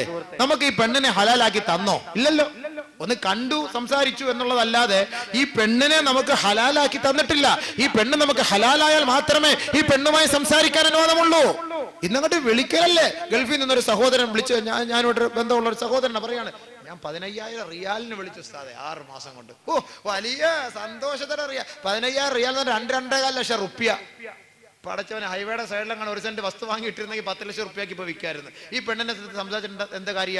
സംസാരിച്ചു കഴിഞ്ഞ് 6-7 മാസം സംസാരിച്ച് കല്യാണം കഴിഞ്ഞ് ഇനി എന്തോ സംസാരിക്കാനാ? ഉള്ളതെല്ലാം നമ്മൾ നേരത്തെ സംസാരിച്ചല്ല. ഇനിയിപ്പോ ഒരു കാര്യം ചെയ്യും, നാളെ മലക്കറി വേണോ, പച്ചക്കറി വേണോ, ചാള വേണോ, മീൻ വേണോ, എന്താ നാളത്തെ കാര്യം, അടുക്കളയുടെ കാര്യം വല്ലതും ചർച്ച ചെയ്യും. ബാക്കിയെല്ലാം തീർന്ന് സംസാരിച്ച് കഴിഞ്ഞ് 2 ലക്ഷം റുപ്യക്ക് സംസാരിച്ച് കഴിഞ്ഞ് ഇനിയിപ്പോ വല്ല കഴുകല് പറിക്കല് അതുപോലുള്ള കാര്യങ്ങളൊക്കെ ആയിട്ട് ബന്ധപ്പെട്ട് നടക്കട്ടെ. അതൊക്കെ തന്നെ പിന്നെ ഉള്ളതല്ല അല്ലേ? അല്ലാഹു അക്ബർ. അതുകൊണ്ട് നിങ്ങൾ അങ്ങനെ സംസാരിച്ച് നിങ്ങളുടെ ആ ഒരു ദാമ്പത്യ ജീവിതത്തിന്റെ മധുരം, ആ ഒരു സന്തോഷം, അത് നിങ്ങൾ നഷ്ടപ്പെടുത്തരുത്, അത് കളയരുത്, അത് പിന്നീടത്തേക്ക് വേണ്ടി ബാക്കി വെക്കിൻ. അതുകൊണ്ട് അങ്ങനെ കല്യാണം കണ്ട് ആലോചിച്ച് ഖുതുബ നടത്തി പെണ്ണിന്റെ വാപ്പയുടെ കൈക്ക് പിടിച്ച് നിന്റെ കൈക്ക് പിടിച്ച് യോജിപ്പിച്ച് നിനക്ക് ഹലാലാക്കി തരുന്നത് വരെ ഈ പെണ്ണുമായിട്ട് നിനക്ക് ചങ്ങാത്തം വേണ്ട. പിന്നെ കാണണമെന്ന് തോന്നുമ്പോ ഒന്ന് കാണാം. ജാബിർ റളിയല്ലാഹു അൻഹു പറഞ്ഞു, നബിയേ ഖതബതു ഇംറഅത, ഞാനൊരു പെണ്ണിനെ കണ്ടു, ഫകുന്തു അതഖബ്ബഉ ലഹാ, ഞാൻ അത് ഗോപ്യമാക്കി വെച്ചിരിക്കുകയാണ് നബിയേ, ഒളിപ്പിച്ചു വെച്ചിരിക്കുക. ഇടയ്ക്കൊന്നും ഞാൻ പോയി അവളെ കാണാതെ ഞാൻ കാണും, കുഴപ്പമുണ്ടോ? നബി തങ്ങളോട് ചോദിച്ചു. നബി സല്ലല്ലാഹു അലൈഹി വസല്ലം തങ്ങൾ പറഞ്ഞു, ഇദാ ഖതബ അഹദുകും ഇംറഅതൻ ഫലാ ജുനാഹ അലൈഹി അൻ യൻളുറ ഇലൈഹാ വഇൻ കാനത് ലാ തഅലം, നിങ്ങൾ ഏതെങ്കിലും ഒരു പെണ്ണിനെ കല്യാണ ആലോചന നടത്തിയാൽ അവൾ കാണാതെ അവളെ പോയി കാണുന്നത് കൊണ്ട് കുഴപ്പമില്ല. സ്കൂളിലേക്കോ കോളേജിലേക്കോ വരുന്ന വഴിയിൽ നമ്മൾ ബൈക്ക് എവിടെയെങ്കിലും ഒക്കെ സൈഡിൽ കൊണ്ടുവച്ചിട്ട് അങ്ങ് പോകുമ്പോൾ അളിയ അതുകൊണ്ട് നമ്മൾ കാണല ഒപ്പിച്ച് കാണിച്ചു കൊടുക്കല, അളിയ ദോ അത് എങ്ങനെയുണ്ട്, കൊള്ളാം അളിയ, അങ്ങനെയാണ്. ഇവ മറ്റൊരാളുടെ അടുത്താ ചോദിക്കുന്ന അഭിപ്രായങ്ങൾ മൊത്തം. അപ്പൊ ഇവൻ രഹസ്യമായിട്ട് പോയി കാണാം. വൈൻ കാനത്തിലാത്ത ആലം, അവൾ അറിയില്ല എങ്കിലും. അപ്പൊ അങ്ങനെയാണ്. അൽഹംദുലില്ലാഹ്, അത്യാവശ്യം ഇത്രയൊക്കെ മതി. പിന്നെ കല്യാണം ആലോചിച്ചുകൊണ്ടിരിക്കുമ്പോ വേറെ ഒരാള് ഒരു ഇടങ്കോലിട്ടോണ്ടൊരു കല്യാണ ആലോചന ആ വീട്ടിലേക്ക് നടത്താവോ? ഇസ്ലാമിക മാനദണ്ഡം എന്താണ്? ഒരാളൊരു കല്യാണ ആലോചന നടത്തി, രണ്ടാലൊന്ന് തീരുമാനമായില്ല, ഒന്നുകിൽ ഈ കല്യാണത്തിൽ ഞങ്ങൾ ഉറപ്പിച്ചു കഴിഞ്ഞു, ഇല്ല എങ്കിൽ ഞങ്ങൾ പിന്നീട് ആലോചിക്കാം എന്ന് പറഞ്ഞ് നിർത്തിയിരിക്കുകയാണ്. ഒരാഴ്ച കഴിയട്ടെ, 2 ആഴ്ച കഴിയട്ടെ എന്ന് പറഞ്ഞ് നിർത്തിയിരിക്കുകയാണ്. ഇങ്ങനത്തെ സാഹചര്യത്തിൽ അതിന് ഇടയ്ക്കോട്ട് വിടും പിന്നെ നമ്മൾ ഒരു ആലോചന നടത്താമോ? ഇല്ല. ഖാല നബി സല്ലല്ലാഹു അലൈഹി വസല്ലം, അല്ലാഹുവിന്റെ റസൂൽ പറയുന്നു, അൽ മുഅ്മിനു അഖുൽ മുഅ്മിൻ, മുഅ്മിനീങ്ങൾ പരസ്പര സഹോദരങ്ങളാണ്. മുഅ്മിനുകൾ പരസ്പര സഹോദരങ്ങളാണ്. ഒരു മുഅ്മിൻ അടുത്ത മുഅ്മിന്റെ സഹോദരനാണ്. ഫലാ ജുനാഹ അലൈഹി അൻ യഖ്തുബ ഖുത്ബത അഖീഹി ഹത്താ യദറ. ഒരു മുഅ്മിനെ അപേക്ഷിച്ചിടത്തോളം അവന് യോജിച്ച കാര്യമല്ല. ഫലാ ജുനാഹ അലൈഹി അൻ യഖ്തുബ അലാ ഖുത്ബതി അഖീഹി.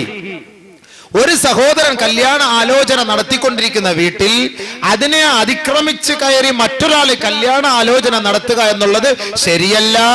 ഹത്താ യദറ, ആദ്യത്തെ ആ ഒരു കാര്യം, ആ ചർച്ച ഉപേക്ഷിക്കുന്നത് വരെ, ആദ്യത്തെ ആ ഒരു ആലോചന അവർ ഉപേക്ഷിക്കുന്നത് വരെ നിങ്ങൾ അതിനെ അതിര് കടന്നുകൊണ്ട് അതിക്രമിച്ചുകൊണ്ട് രണ്ടാമതൊരു കല്യാണം അതിനിടയ്ക്ക് ആലോചിക്കാൻ പാടില്ല. നബി സല്ലല്ലാഹു അലൈഹി വസല്ലം. ബഹുമാനമുള്ള സഹോദരങ്ങളെ, ഏകദേശമൊക്കെ നമുക്ക് പൂർണ്ണമായ നിലയിൽ ഇതൊക്കെ പറഞ്ഞു പോകുവാണെങ്കിൽ ഒരുപാട് സമയം നമുക്ക് വേണ്ടിവരും. നമുക്ക് സമയം വളരെ കുറച്ച് മാത്രമേ ഉള്ളൂ. അതുകൊണ്ട് പെട്ടെന്ന് തീർക്കേണ്ടതുള്ളതുകൊണ്ട് മർമ്മപ്രധാനമായ ഭാഗങ്ങൾ ഞാൻ പറഞ്ഞു പോവുകയാണ്. വിവാഹത്തിന് മുമ്പ് നമ്മൾ അനുഷ്ഠിക്കേണ്ട, അനുവർത്തിക്കേണ്ട, മനസ്സിലാക്കേണ്ട മാനദണ്ഡങ്ങൾ ഇതൊക്കെയാണ്. അങ്ങനെ നമ്മൾ ആലോചിച്ചു, ഒരു പെണ്ണിനെ കെട്ടാൻ തീരുമാനമെടുത്തു. പെണ്ണിന്റെ ഉത്തരവാദിത്തം പെണ്ണിന്റെ വാപ്പയുടെ അനുവാദം വാങ്ങണം. വാപ്പയുടെ ഉത്തരവാദിത്തം പെണ്ണിന്റെ അനുവാദം വാങ്ങണം. നിന്റെ ഇഷ്ടത്തിനനുസരിച്ച് അങ്ങോട്ട് പോയി കെട്ടാൻ പറ്റൂല. അപ്പൊ രജിസ്റ്റർ വിവാഹമൊക്കെ ഇടങ്ങേറായി. രജിസ്റ്റർ വിവാഹമൊക്കെ ഇടങ്ങേറായി. അയ്യുമാ ഇംറാത്തിൻ നകഹത് ബിഗൈരി നകഹത് നഫ്സഹാ ബിഗൈരി ഇദ്നി വലിഹാ ഫനികാഹുഹാ ബാതിലുൻ ഫനികാഹുഹാ ബാതിലുൻ ഫനികാഹുഹാ ബാതിലുൻ കമാ ഖാല റസൂലുള്ളാഹി സ്വല്ലല്ലാഹു അലൈഹി വസല്ലം. ഏതെങ്കിലും ഒരു പെണ്ണ് സ്വമേധയാ യഥേഷ്ടം തന്റെ ബാപ്പാടെ രക്ഷിതാക്കളുടെ അനുവാദമില്ലാതെ കല്യാണം കഴിച്ചാൽ അവളുടെ നിക്കാഹ് അസാധുവാണ്. അവളുടെ നിക്കാഹ് അസാധുവാണ്. അവളുടെ നിക്കാഹ് അസാധുവാണ്. ശരിയാവൂല.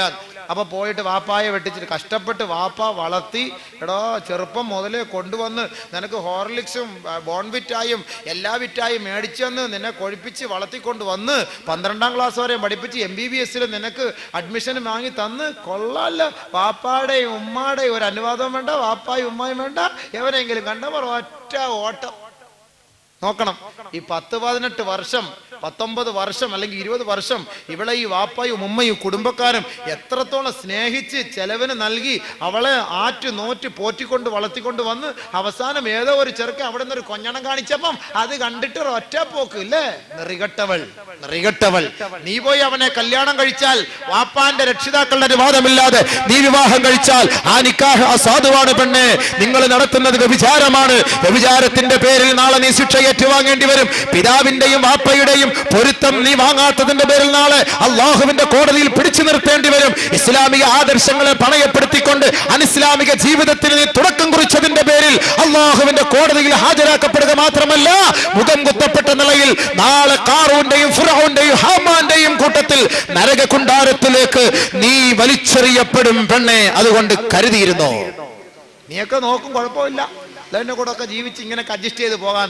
എവിടെങ്കിലും കൊണ്ട് വെച്ച് നിന്റെ റൂഹ് പോയിട്ട് നിന്നെ കൊണ്ടുവന്ന് കുഴിയിലേക്ക് ഇറക്കി വെച്ച് നിന്റെ വായിലേക്ക് എല്ലാരും മണ്ണ് വാരിയിട്ടിട്ട് മടങ്ങിപ്പോയാൽ 2 മലക്കുകൾ വന്നിട്ട് അജ്ലസാക്കി നിന്നെ അവിടെ ഇരുത്തും, വൈഖലാക്കി ഉണർത്തും, വസഅലാക്കി നിന്നോട് ചോദിക്കും. ഓരോ ചോദ്യവും ചോദിക്കും. ആരാണടി പെണ്ണെ നിന്റെ റബ്ബ്? നീ ഇന്ന് വരെ അനുഷ്ഠിച്ച ജീവിത ശൈലി എന്തായിരുന്നു? നിന്റെ ഖിബ്ല ഏതായിരുന്നു? നിന്റെ ഇമാം ഏതായിരുന്നു എന്നൊക്കെ ചോദിക്കുമ്പോ ഇസ്ലാമിക പാരമ്പര്യത്തെ പണയപ്പെടുത്തിക്കൊണ്ട് അനിസ്ലാമിക ജീവിതം കേവലം നൈമിഷികമായ ഒരു ചെറിയ സുഖത്തിന് വേണ്ടി പണയപ്പെടുത്തി പോയ പെണ്ണേ, നീ ആ മലക്കുകളുടെ മുന്നിൽ വെച്ച് വിളിച്ചു പറയും, ഹാ ഹാ ഹാ ലാദിരി ലാദിരി ലാദിരി. എനിക്കറിയാമായിരുന്നു നേരത്തെ ഇസ്ലാമിക ജീവിതത്തിൽ ഞാൻ കഴിഞ്ഞുകൂടിയപ്പോൾ, എന്റെ വാപ്പ മുസ്ലിമായപ്പോൾ, എന്റെ ഉമ്മ മുസ്ലിമായിരുന്നപ്പോൾ, അവരുടെ മുസ്ലിമായ പെണ്ണായി ഞാൻ ജീവിച്ചപ്പോൾ, ആ സമയത്തെങ്ങാണ് ഞാൻ മരിച്ചിരുന്നെങ്കിൽ എനിക്ക് നിങ്ങളുടെ ചോദ്യത്തിന് മറുപടി നൽകാൻ കഴിയുമായിരുന്നു. പക്ഷേ ഞാൻ ഒരു ചെറിയ സുഖത്തിന് വേണ്ടി, ക്ഷണികമായ സുഖത്തിന് വേണ്ടി, ഒരു ചെറുക്കന്റെ കൊഞ്ചല് കണ്ടുകൊണ്ട്, ഒരു ചെറുക്കന്റെ ചിരി കണ്ടുകൊണ്ട്, അവന്റെ ദുനിയാവിലെ കേവലം വിലയില്ലാത്ത ഒരു ആഹ്വാനം സ്വീകരിച്ചുകൊണ്ട്, അവന്റെ ക്ഷണം സ്വീകരിച്ചുകൊണ്ട് അവന്റെ വലയിൽ കുടുങ്ങിക്കൊണ്ട് ഇസ്ലാമിക ജീവിതത്തെ പണയപ്പെടുത്തിക്കൊണ്ട് അനിസ്ലാമിക ജീവിതം ഞാൻ നയിച്ചുപോയി. എനിക്കിപ്പോഴും മറതിയായി പോയി. എന്റെ കിബില ഏതാന്ന് എനിക്കറിയില്ല, എന്റെ റബ്ബാരാണെന്ന് എനിക്കറിയില്ല, എന്റെ ഇമാം ആരാണെന്നറിയില്ല, ആരാണ് അല്ലാഹ്ന്നറിയില്ല. യാ വൈലത്താ യാ ഹസ്രത്താ, എനിക്ക് വന്ന നാശമേ. എന്നെ കൈക്ക് പിടിച്ച് സ്കൂളിൽ നിന്ന് കൊണ്ടുപോയി എനിക്കൊരു കള്ള ജീവിതം, മോശമായ ജീവിതം തന്ന എന്റെ കാമുകൻ എവിടെ? എന്റെ ബാപ്പയും എന്റെ ഉമ്മയും ഞാൻ ഇറങ്ങിപ്പോയപ്പോൾ, എന്റെ പെണ്ണെ നീ ഞങ്ങളുടെ മക്കളല്ല, നീ എന്റെ മോളല്ല, ഇനി ഈ വീട്ടിലേക്ക് കയറി വരരുത് എന്ന് പറഞ്ഞ എന്റെ ബാപ്പയും ഉമ്മ പോലും എന്നെ മറന്നുപോയി. അവര് പോലും എനിക്ക് ദുആ ചെയ്യുന്നില്ല എന്ന് ഖേദിച്ചു കൊണ്ടിരിക്കുമ്പോൾ പാമ്പുകളെയും തേളുകളെയും ആ ഖബറിലേക്ക് അല്ലാഹു വിന്യസിക്കുകയും ഖബറങ്ങനെ ഞെരിക്കുകയാണ്, ഖബറങ്ങനെ ഞെരിക്കുകയാണ്. അവളുടെ വാരിയല്ലുകൾ കോർക്കത്തക്ക നിലയിൽ ഞെരിക്കുകയാണ്. അവൾ നിലവിളിക്കുന്നു, പക്ഷേ ആ വിളി കേൾക്കാൻ ആരുമില്ല.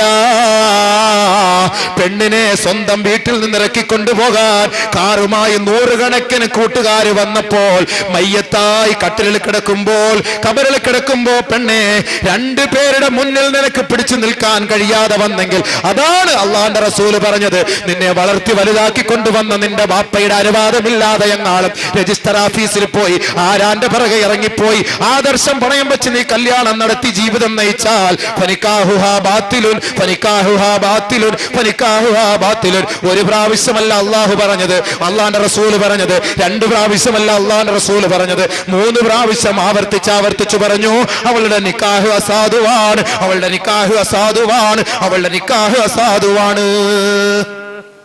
അതുകൊണ്ട് അല്ലാഹ് പറഞ്ഞ എന്താ? ഫൻകിഹൂഹുന്ന ബിഇദ്നി അഹ്ലിഹിന്ന, പെണ്ണുങ്ങളുടെ അനുവാദവും വാങ്ങണം, വാപ്പാടെ അനുവാദവും വാങ്ങണം. ലാ നിക്കാഹ ഇല്ലാ ബിവലി, വലിയില്ലാതെ നിക്കാഹില്ല, വലിയുടെ അനുവാദം ഇല്ലാതെ നിക്കാഹില്ല. അതുകൊണ്ട് പെണ്ണിന്റെ അനുവാദം വേണം, വാപ്പയുടെ അനുവാദം വേണം. പെണ്ണിന്റെ അനുവാദം ഇല്ലാതെ കൊണ്ട് സഹോദരന്മാരെ നിങ്ങൾ വിവാഹം കഴിച്ചു കൊടുക്കരുത്. ചില പെണ്ണുങ്ങൾക്കൊക്കെ ചില മനസ്സിന് ചില എന്തൊക്കെയോ ഒരു എന്ത്രാളിഫിക്കേഷൻ ഒക്കെ ഉണ്ടല്ലോ ഓരോരുത്തർക്ക്. എന്റെ ഭർത്താവ് ഇങ്ങനെ ആയിരിക്കണം, ഇങ്ങനെയുള്ള ആളായിരിക്കണം, അങ്ങനെയൊക്കെ ആയിരിക്കണം. അപ്പൊ എവിടെങ്കിലും ഒക്കെ നീ ഒരു പെണ്ണിനെ ഒരു ചെറുക്കനെ കണ്ട് ബുക്ക് ചെയ്ത് വെച്ചിട്ടുണ്ടെങ്കിൽ നീ ഒരു കാര്യം ചെയ്യ്, എന്റെ വാപ്പാടുത്തൊന്ന് നീ പറ, വാപ്പിച്ച ഞാൻ പറയുന്നത് കേൾക്കോ വാപ്പിച്ച. അത് പിന്നെ എന്താ മോളെ, നീ പറഞ്ഞ എല്ലാം ഞാൻ കേട്ടില്ലയോ. അപ്പം വാപ്പ വിചാരിച്ച് എന്താ പരീക്ഷയ്ക്ക് അങ്ങ് എറണാകുളത്ത് കൊണ്ടുപോകണം, കാറിൽ കൊണ്ടുപോകണം, എ സി ഒക്കെ ഇട്ടുകൊണ്ട് പോകണം എന്നൊക്കെ ആയിരിക്കും. ഞാനെന്താ മോളെ വാപ്പ വലിയ ഉഷാറായിട്ടൊക്കെ ഇങ്ങനെ ഇറങ്ങിയ വാപ്പയുടെ മനസ്സിൽ വേറെ എന്തോ ഉണ്ട്, ഇന്നൊരാളിനെ കൊണ്ട് എൻ്റെ മോളെ കെട്ടിക്കണം എന്നൊക്കെ പറഞ്ഞ് വലിയ മനസ്സിലിരിക്കുക. വാപ്പിച്ച എനിക്ക് എല്ലാം മേടിച്ചെന്ന് വാപ്പിച്ചല്ലയോ, ഞാൻ എന്തെല്ലാം പറഞ്ഞൊക്കെ വാപ്പിച്ചല്ലോ, ഞാൻ എപ്പോൾ എവിടെ പോയിട്ട് പള്ളിക്കൂടത്തിൽ പോയിട്ട് വന്നാലും ആദ്യം വാപ്പിച്ചായി കാണാനല്ലയോ വാപ്പിച്ച ഞാൻ ഇഷ്ടപ്പെടുന്നത്. എല്ലാം വാപ്പിച്ച ആണ് മോളെ, അതിനിപ്പോൾ എന്താ നീ പറ, നിന്റെ കാര്യം പറ. വാപ്പിച്ച ഞാൻ എങ്ങനെ പറയും വാപ്പിച്ചാന്ന് പറഞ്ഞ് ഇങ്ങനെ ഞെരിഞ്ഞിരിക്കുക. ഒരൊറ്റ ഓട്ടം ഉമ്മടക്കം, ഉമ്മ ഒന്ന് പറയാം, എനിക്ക് വാപ്പിച്ചടുത്ത് പറയാൻ മനസ്സില്ല. അപ്പൊ ഉമ്മ പതുക്കെ രാത്രി തലയാടി മന്ത്രത്തിന്റെ കഥയെ നമ്മുടെ കൊച്ചു പറഞ്ഞ എന്താണെന്നറിയോ, അവളുടെ കൂടെ പഠിക്കുന്ന ഒരു ചെറുക്കനുണ്ട്, നല്ല യോജിച്ച ഒരു ചെറുക്കനാണ്, നല്ല സ്വഭാവമാണ്, ക്ലാസ്സിൽ നല്ല പഠിക്കുന്നവനാണ്, അതുകൊണ്ട് ആ ചെറുക്കനെ ഒന്ന് കിട്ടിയാൽ കൊള്ളാന്ന് അവനാകൻ. അല്ലാഹ്, ആദ്യം ഉമ്മായി ഇയാൾ തലാക്കിയല്ലും, പിന്നെ രണ്ടാമത് മോളെയും തലാക്കിയല്ലോ. ആ സമയത്ത് എല്ലാ സംഭവമൊക്കെ ശരി തന്നെയാണ്, എല്ലാം സംഭവം ക്ലിയർ തന്നെയാണ്. പക്ഷെ ആ സമയത്ത് ആ ഒരു വാക്ക് മൂപ്പിലാന്റെ മനസ്സിൽ വേറെ എന്തൊക്കെയുണ്ട്, അത് കളഞ്ഞിട്ട് നീ സ്വന്തമായിട്ടൊരു പെണ്ണിനെ ഇഷ്ടപ്പെടുക പറഞ്ഞാൽ പിന്നെ അടിയായി വഴക്കായി ഇവൻ അവസാനം കെട്ടിക്കോ അന്ന് വലിയായിട്ടിരിക്കും. ഏത് മനസ്സിലാ മനസ്സോടെ ഞാൻ കെട്ടിച്ചു തന്നിരിക്കുന്നില്ല, ഒരു സാധനം എൻ്റെ കുടുംബത്തിൽ ഞാൻ തരില്ല, എനിക്ക് ഒരംശം തരില്ല, എന്നൊക്കെ ഞാൻ കെട്ടിച്ചെന്നു സ്വസ്ഥമായിട്ട് ജീവിച്ചോണം, റാഹത്തോടെ നീ ജീവിച്ചോണം. എന്തെങ്കിലും പ്രശ്നം വന്നാൽ എന്നോട് പറയരുത്. അങ്ങനെയൊന്നും അല്ല പറയേണ്ടത്. പിന്നെന്താണ്? ഇദാ അതാകും മൻ തർളൗന ദീനഹു വഖുലുഖഹു ഫസവ്വിജൂഹു. ഈ ചെറുക്കനെ കുറിച്ച് ഈ പെണ്ണെ മോള് പരിചയപ്പെടുത്തി. മോളോട് ഇത്രയും സ്നേഹമുള്ളവനാ വാപ്പയായിരുന്നല്ലോ നീ ഒന്ന് ആലോചിക്ക്. പോയി ആ ചെറുക്കന്റെ കുടുംബം, അവന്റെ മഹിമ, അവന്റെ സ്വഭാവം, അവന്റെ അവസ്ഥ, അവന്റെ സാമ്പത്തികം എല്ലാം ഒന്ന് നീ ഒന്ന് മനസ്സിലാക്ക്. അതല്ലാതെ ചാടാതെ പെടയാതെ വെളിച്ചപ്പാട് കാണിക്കാതെ നീ ഒന്ന് പോയിട്ടൊന്ന് നോക്ക്, എങ്ങനെ ഉണ്ടെന്ന് സംസാരിച്ച് നോക്ക് കുടുംബവുമായിട്ട്. അങ്ങനെ ബന്ധപ്പെട്ട് മന്നെ അന്വേഷിച്ചപ്പോൾ നിന്റെ അടുക്കലേക്ക് ആലോചനയുമായി വന്നവർ ദീനി നിഷ്ഠയുള്ളവനായിരുന്നു, സ്വഭാവ മഹിമയുള്ളവനായിരുന്നു എങ്കിൽ നിന്റെ പെണ്ണുമായി യോജിച്ചു പോകാൻ പൊരുത്തപ്പെട്ടവരാണെന്ന് മനസ്സിലാക്കിയാൽ ഫസവ്വിജൂ, ബാപ്പാ നീ ആ വിവാഹം നടത്തി കൊടുക്കണം.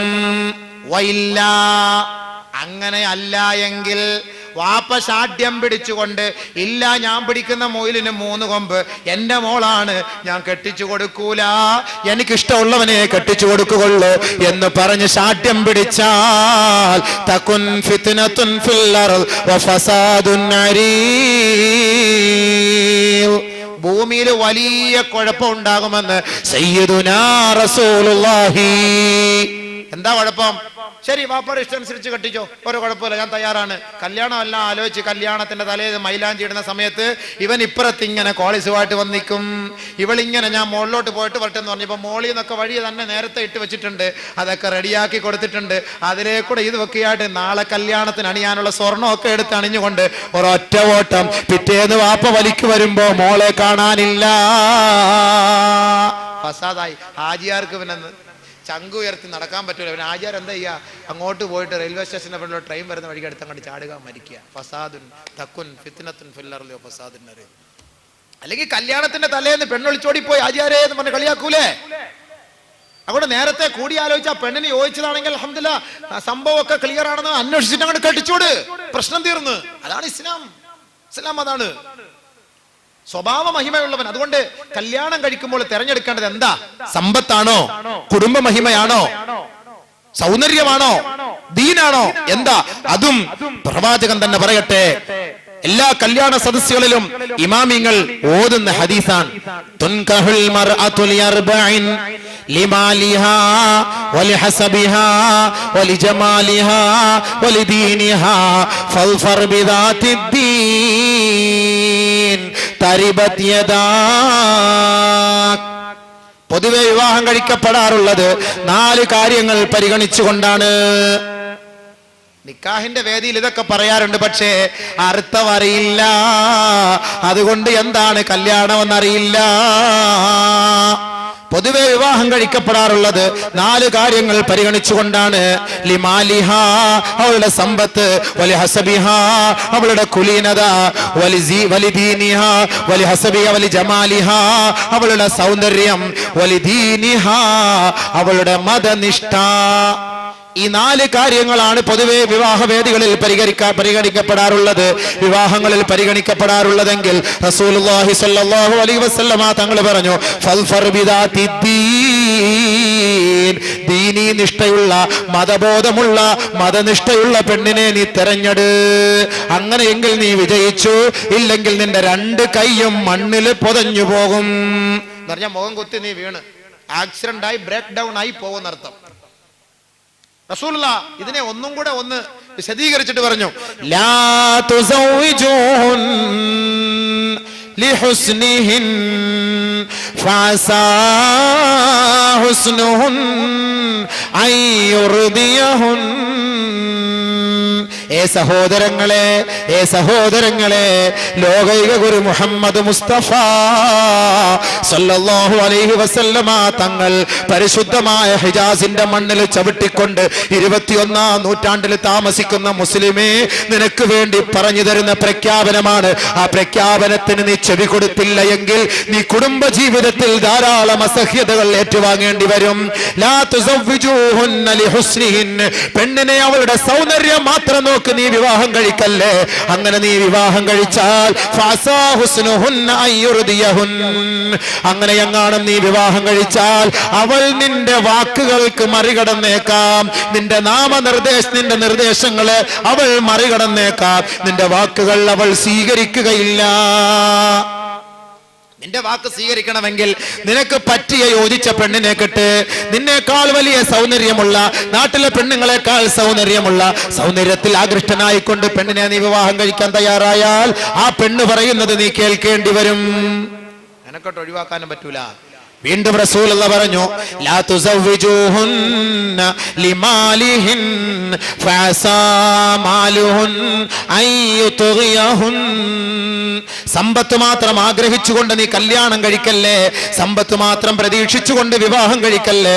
അങ്ങനെ എങ്ങാനും സമ്പത്ത് മാത്രമാണ് നിന്റെ മോഹമെങ്കിൽ അങ്ങനെ നീ വിവാഹം കഴിച്ചാൽ നിന്നെ വഴികേടിലേക്ക് അത് കൊണ്ടെത്തിക്കുമെന്ന് സയ്യിദുനാ വസനദുനാ വശഫീഉനാ റസൂലുള്ളാഹി സ്വല്ലല്ലാഹു അലൈഹി വസല്ലം. സമ്പത്ത് മാത്രം നോക്കി കല്യാണം കഴി, നീ പറയുന്ന അനുസരിച്ച്, അവള് പറയുന്ന അനുസരിച്ച് നീ കൊണ്ടുപോകണം. എനിക്ക് നാളെ വീട്ടിൽ പോകണം. അതല്ലാതെ പോയി ഇരുന്നിട്ടൊന്നും ആലോചിക്കല്ല. വാപ്പാക്ക് സുഖമില്ല, ഉമ്മാക്ക് സുഖമില്ല എന്ന് പറഞ്ഞു വീട്ടിൽ പോയാൽ കൊള്ളാനെന്നൊക്കെ ഒരുപാട് നാളായില്ലേ അത് അതവുള്ള പെണ്ണിന്റെ സ്വഭാവം. അതല്ല, എനിക്ക് നാളെ വീട്ടിൽ പോകണം, അത് ഞാൻ കാണില്ല, ഞാൻ എറണാകുളത്ത് അത് പോയിക്കോ, ഞാൻ ആ ചെറുക്കനെ വിളിച്ച് വണ്ടി ഓടിച്ചു, ഞാനങ്ങ് പോയിക്കോളാം. ആ ചെറുക്കൻ അപ്പുറത്തെ ഷാജി അവൻ വരും വണ്ടി ഓടിച്ചോണ്ട്, നിങ്ങളങ്ങ് പോയിക്കോ, നിങ്ങൾ എറണാകുളത്ത് പോയിട്ട് നേരെ അങ്ങോട്ട് വന്നേച്ചാൽ മതി, ഞാൻ അവിടെ കാണും. ശരി, ഷാജി നാളെ ഇവിടെ ഒന്ന് അങ്ങോട്ടൊന്ന് വിട്ടേക്കണേ. തീർന്ന് ഇടങ്ങേറ്. ചിലപ്പോൾ ആ പോക്ക് എങ്ങോട്ടാന്ന് അറിയില്ല, നേരെ അങ്ങ് പോകും, ഷാജിയായിട്ട് അവളങ്ങ് പോകും. കാലുകൾ അങ്ങനല്ലേ പോക്ക്, കാര്യങ്ങൾ അങ്ങനല്ലേ ഇന്നത്തെ പോക്ക്. നമുക്ക് യോജിച്ച പെണ്ണാണ്, ദീൻ ഉള്ള പെണ്ണിനെ കെട്ട്. ദീനുള്ള പെണ്ണിനെ കെട്ടിക്കഴിഞ്ഞാൽ നിന്റെ ജീവിതത്തിൽ എല്ലാ ഭാഗങ്ങളും ക്ലിയർ ആയിരിക്കും, ഖൈറായിരിക്കും. നിന്റെ ജീവിതത്തിന്റെ സകലമാന മേഖലകളും ഖൈറായിരിക്കും, നിനക്ക് അനുകൂലമായിരിക്കും ദീനുള്ള പെണ്ണിനെ നീ തിരഞ്ഞെടുത്താൽ. ആര് തിരഞ്ഞെടുത്തു?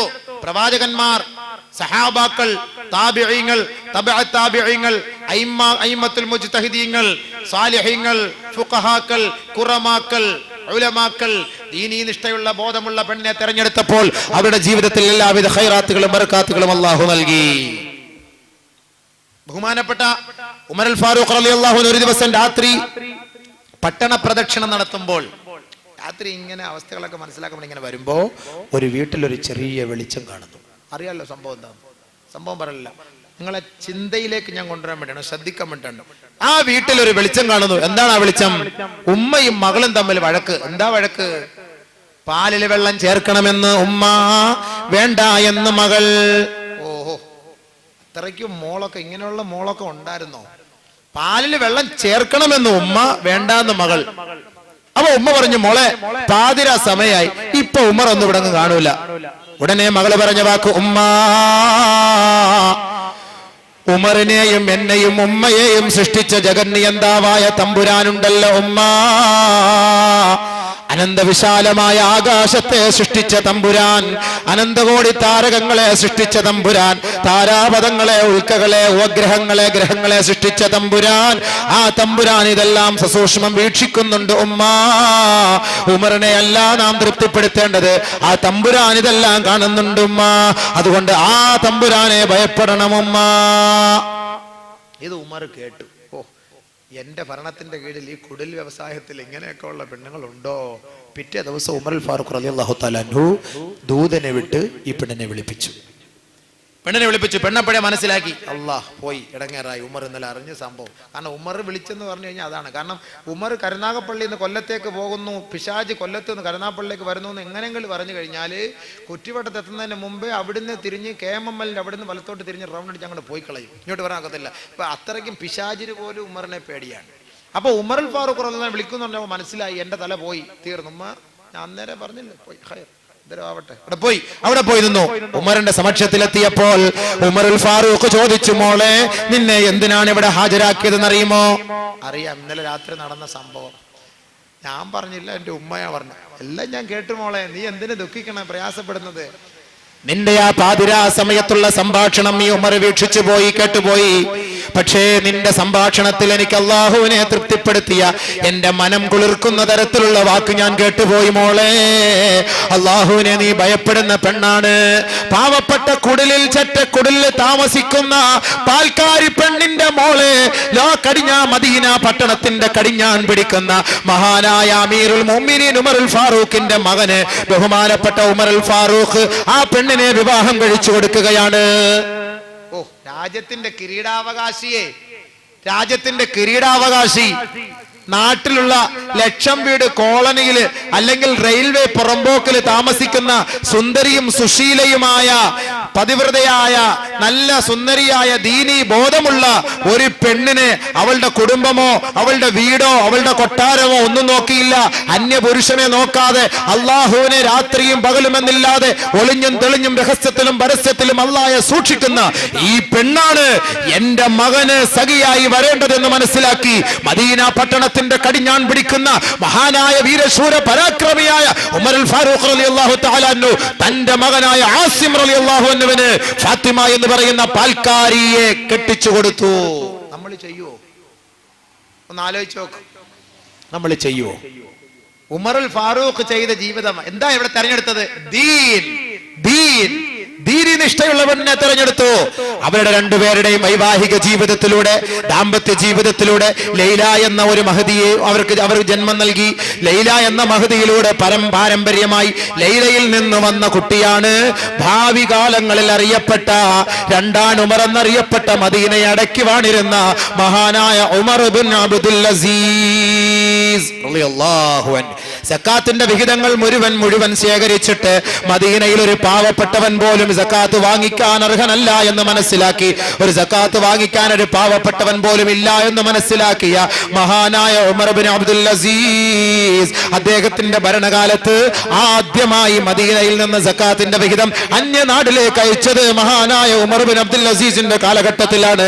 ആ ഉമർ ഇബ്നു അബ്ദുൽ അസീസ് പരമ്പരാഗതമായി ഏത് കുടുംബത്തിൽ നിന്ന് വന്നതാണ്? മഹാനായ ഒന്നാം ഉമറിന്റെ കുടുംബത്തിൽ നിന്ന് ജനിച്ചത് വീണതാണ്. ആ മഹാനായ ഉമർ ഇബ്നു അബ്ദുൽ അസീസ് വളരെ തുച്ഛമായ വേതനം പറ്റിക്കൊണ്ടാണ് സർക്കാർ ജോലി ചെയ്തത് എങ്കിൽ, ബഹുമാനമുള്ളവരെ, സർക്കാർ ജോലിയിൽ കൃത്യനിഷ്ഠത പാലിച്ചിരുന്ന ഉമർ ഇബ്നു അബ്ദുൽ അസീസിന്റെ കൈകളിലായിരുന്നു ഖജനാവിന്റെ താക്കോൽ. ഒരു ദിവസം അദ്ദേഹം ഖുർആൻ പാരായണം നടത്തിക്കൊണ്ടിരിക്കുന്നു. അദ്ദേഹത്തിന്റെ കയ്യിൽ ഒരു ചെറിയ വിളക്കുണ്ടായിരുന്നു. പാണ്ടക്കെട്ടിൽ നിന്ന് വിളക്കെടുത്ത് കത്തിച്ചു വെച്ച് പരിശുദ്ധ ഖുർആൻ പാരായണം ചെയ്യുന്ന ഉമർ ഇബ്നു അബ്ദുൽ അസീസിനെ തന്റെ അനുയായികൾ കണ്ടപ്പോൾ പറഞ്ഞു, മഹാനവറുകളെ, എന്തിനാണ് അങ്ങയുടെ പാണ്ടക്കെട്ടിൽ നിന്ന് വിളക്കെടുത്ത് വെച്ച് കത്തിച്ച് ഖുർആൻ പാരായണം നടത്തുന്നത്? ഇത് സർക്കാരിന്റെ സ്ഥാപനമാണല്ലോ, ഗവൺമെന്റിന്റെ സ്ഥാപനമാണല്ലോ, അതിന്റെ അധികാരം അങ്ങേക്കാണല്ലോ, അങ്ങേക്ക് ഇതിന്റെ താക്കോലുണ്ടല്ലോ, അങ്ങേക്ക് എന്തിനാണ് ഗവൺമെന്റ് വിളക്ക് തന്നിരിക്കുമ്പോൾ ആ വെളിച്ചത്ത് വെച്ച് ഖുർആൻ പാരായണം നടത്തിക്കൂടെ? എന്തിനാണ് മഹാനവറുകളെ അങ്ങയുടെ വിളക്കിലെ വെളിച്ചം, അങ്ങയുടെ വിളക്കിലെ എണ്ണ കത്തിച്ചു കളയുന്നതെന്ന് ഒരു അനുയായി ചോദിച്ചപ്പോൾ